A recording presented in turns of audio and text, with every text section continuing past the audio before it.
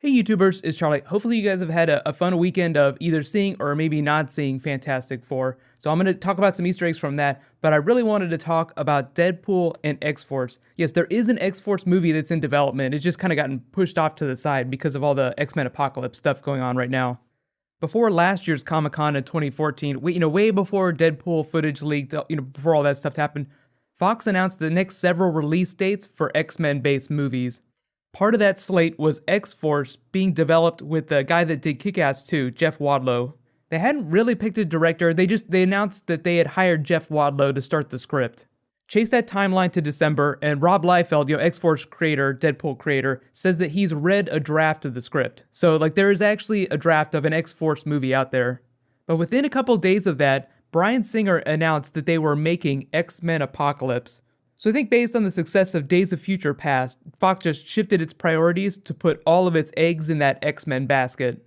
In the simplest of terms, X-Force is a spin-off of X-Men, but because of some of the things they're doing with X-Men characters, it gets a little confusing because Cable is such a big part of it. I know everyone wants to see Cable in a Deadpool movie. I feel like he would probably show up in X-Force first. For those that don't know, Cable is the son of Scott Summers and a clone of Jean Grey named Madeline Pryor. In the movie universe, that already sounds pretty confusing just to explain. How did Jean Grey get cloned? When did they have a child?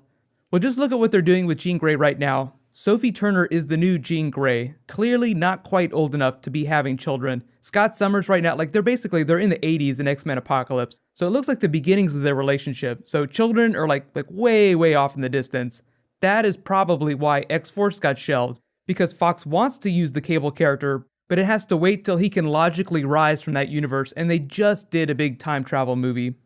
Cable himself is a big time travel character. He's like a time traveling man of action. It's kind of like if the drill sergeant from Full Metal Jacket became a mutant.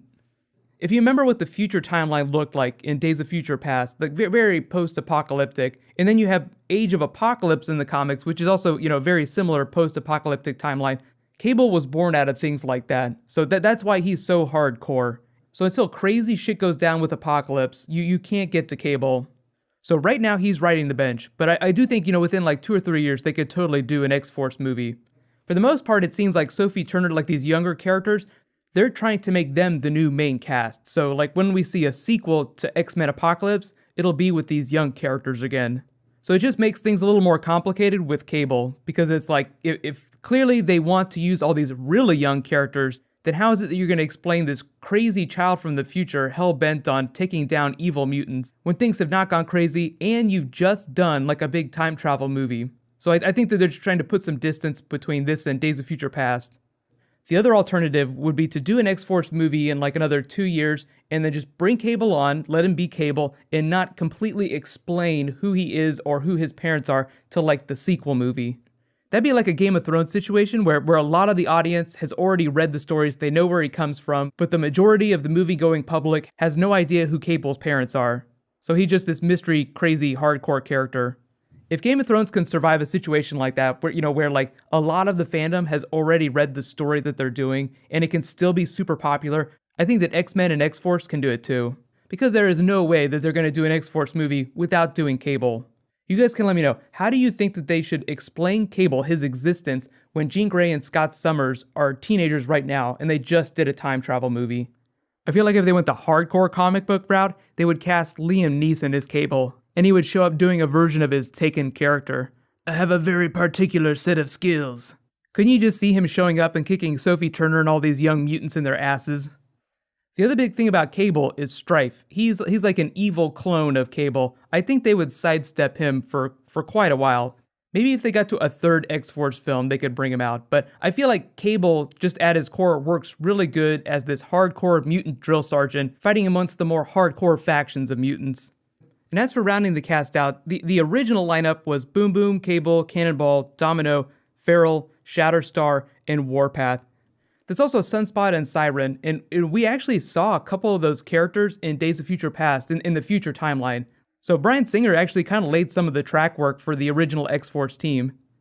But logically, what they try to do, just because there are so many X-Men universe characters that Fox hasn't been able to get to yet, So they probably use it as an opportunity to develop new characters that they haven't done on screen at all before, and then also let some of the other minor characters cross over. Some of the characters that we saw from the future timeline and Days of Future Past, some of the new X-Men Apocalypse characters. I feel like Olivia Munn couldn't open an X-Men film by herself, but she would do really well in a much bigger role in X-Force.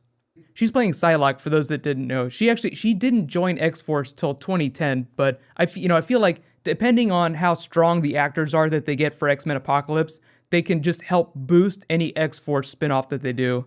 But you guys can let me know, would you be okay with them being characters that weren't on the original X-Force team? Like, Evan Peters is amazing, but Quicksilver was never like a huge character in the X-Force comics. Either way, the reality is that we probably won't see an X-Force movie till we get closer to the second Deadpool movie. Like, if Deadpool is as successful as everyone thinks it's going to be, they'll roll out a sequel within 2 years. I think, around that same time is when we would see the X-Force film. If you want to read some really cool X-Force stories that are actually pretty friendly in terms of film adaptation, you can start with A Force to be Reckoned With. That's New Mutants 98 to 100 and X-Force number 1 to 4. It's a pretty simple sell. It's the origin of the original comic book X-Force team. There's the Apocalypse Solution and the Dark Angel saga. That's Uncanny X-Force number 1 to 18. This is after Wolverine and Psylocke were on the team, so they might have to swap a couple characters. Psylocke would totally work. Wolverine not going to be around that much longer, unless they recast the character. And then more recently, there's the Wanted storyline. That's Cable and X-Force number 1 to 5. The story's kind of like Ocean's 11 meets Fast and Furious. A Fast and Furious Marvel movie actually does sound pretty badass. So despite terrible movies, there's still lots of awesome stuff going on in Fox's universe of characters. You have all the Deadpool stuff, you have X-Force on the horizon, we know X-Men Apocalypse is dropping next year, so get really pumped about that. And there's an X-Men TV show that they're trying to negotiate the rights for with Marvel. So in case you guys haven't seen it, you can click here for my Fantastic Four Hail Hydra review, and you can click here to watch the Deadpool trailer again, 10 or 15 more times. Hopefully that'll be a good antidote for a bad Fantastic Four movie. Thank you so much for watching, everybody. Let's high five. I'll see you guys tomorrow.